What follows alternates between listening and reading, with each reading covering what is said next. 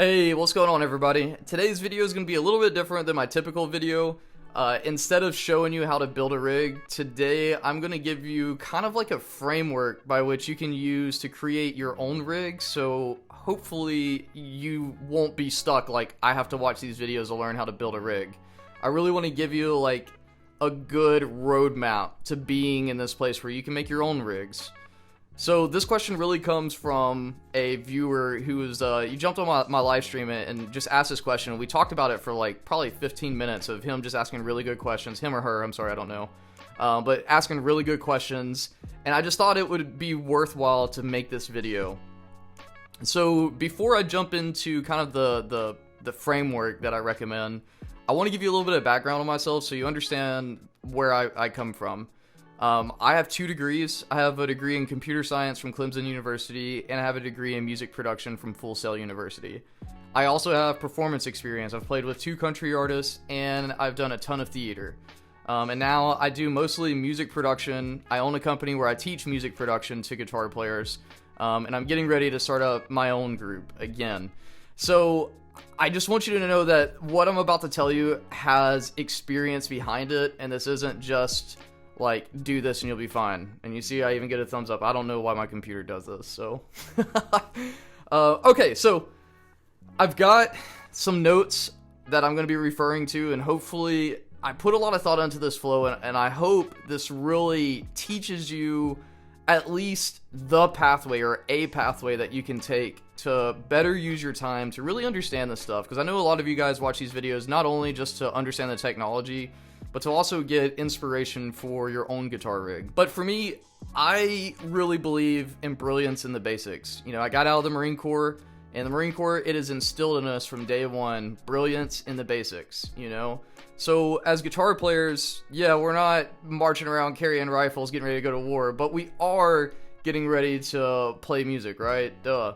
So for me, that basics is, it starts with the amp. And you can even argue it starts at the guitar, learning how to use but for the sake of this video, it's gonna start at the amp. So what I really recommend you do is commit yourself to 1 amp. 1 amp, that's all you really need, I promise you. I know I do a lot of videos and I use a bunch of different amps, but in all honesty, I'm a Fender amp guy. I prefer using one really good clean amp because every pedal I put in front of it is gonna shine. That's been how I approach my analog gear, and that's also how I approach my Tonemaster Pro gear. It's only been recent by making these videos that I've gotten out and explored different amps, running things in stereo, and you know, all these different things that you see now. But really, when I was coming up understanding how to do all this stuff, I mastered one piece of gear, and you're gonna see in this video that's really the design philosophy: mastery of one thing at a time versus everything at once. But ideally, you start with 1 amp. I understand not everybody is a clean guy, and there's going to be a lot of metalheads that watch this stuff, so maybe start with 2 amps, a very clean amp and a high gain amp. But I really want you to sit with those and marinate with those before you start building out some crazy pedal board and everything else, right? Because really, the fundamentals of sticking to 1 amp is that it's going to force you to understand EQ. Like, if you're not getting a good sound out of an amp, especially if you're using something like the Tonemaster Pro, if you're not getting a good sound out of that, it's because you really don't understand EQ, in my humble opinion. I'm just going to tell you right now, some fundamentals is like, the guitar doesn't really need to be bass heavy. I know it's kind of like a meme in the metal community, which is kind of where I come from, that we scoop our mids. In a mix, as a producer and engineer, the guitar's sweet spot is the mids. Mids and highs. Think of it as like a human voice, really is the best way to describe it. And the rationale for that is like, if your guitar is going to stay super bass heavy, then you're going to be competing with the bass guitar, and you're going to be competing with the kick drum and potentially some floor toms. So really, whenever you're thinking about dialing in your sound, you really need to think about in the context by which you're playing. If all you're going to be doing is playing in the room, then sure, it probably doesn't matter. You can boost as much lows as you want and just tell me to go pound sand, and I will. You know, but if you're playing in a band or if you're producing your own music, pull those lows down, push those mids. And really, I even push highs a little bit. So if you're a nerd and you understand frequencies, really 800 on up is where you want to be. That's really when I start pushing or pulling down subtly. Everything below 800, you can go ahead, yank it down. And you'll see this in my last video that I put out, my Strat rig, if you want to see a visual example. But EQ is really where you're at, and you know, my philosophy on EQ is like less is more. You know, small adjustments can have a huge impact. At Full Sail University, they trained us under the standard of like, if you were doing any more than 5 dB of EQing, something is probably wrong in the recording that you may need to go back and address. So I still use that as my ruler, is like, if I have to pull anything less than 5 dB, unless if it's like a low pass filter or a high pass filter, that's a little bit different. That's kind of my philosophy. So even on my EQ7 on the last video, I didn't really do a lot of drastic pulling out. It's very subtle, because a little bit goes a long way. Now, when it comes to pedals, you know, I feel like in the guitar community, a lot of people think that like you gotta have a pedal for a specific thing. My mindset is that if you really understand a pedal, one pedal can do a lot of different tricks. So I'll give you the example of overdrive in my life. All right, if someone, a traditional person who doesn't really understand gear, buys an overdrive pedal, they're expecting just to get like, you know, overdriven tones, hence the name.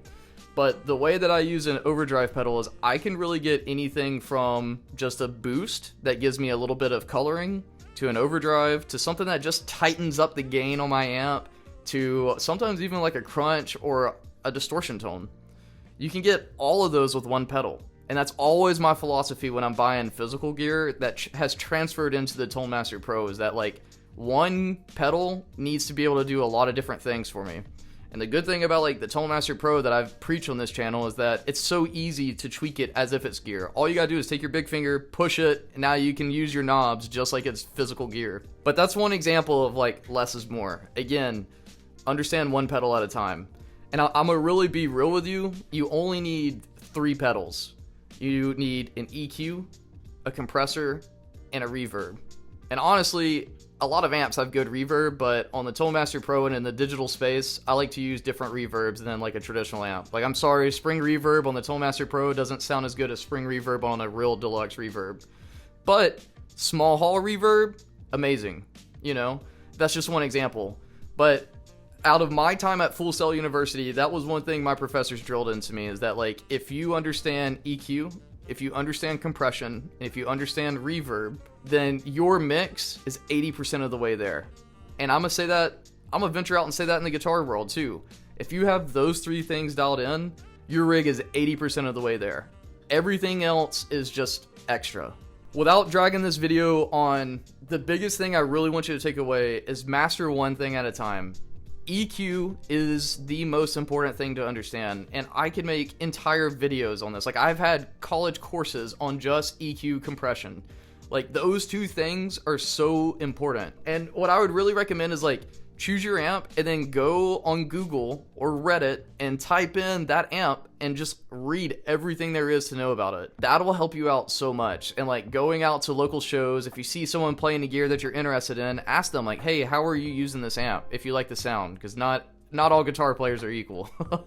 But us gear nerds, we I don't know, at least I will stay up reading articles on this stuff because this is my life, right? And with that in mind, like, if you are feeling overwhelmed with this stuff, just know that's normal.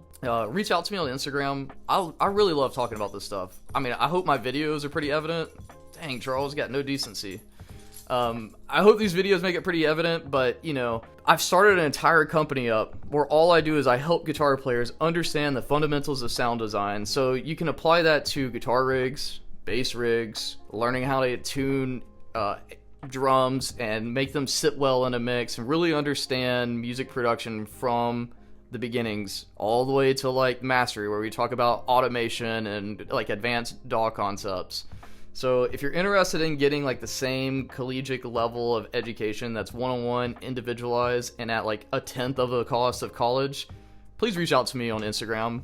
You can follow me at both Damion Andy, and Guitar Artistry Program is my business name, and I focus on basically how to be an artist in 2024, from self-producing to social media marketing, and understand how to build a brand. I don't want to keep diving into that because I don't want to take away from this video, but if you're watching these videos, that tells me you're already in that headspace, and I just ask that you consider giving me an opportunity to win your business. But with that, listen, man, I'm grateful for all of you who watch these videos. I'm super grateful for those that jump on these live streams and ask these questions.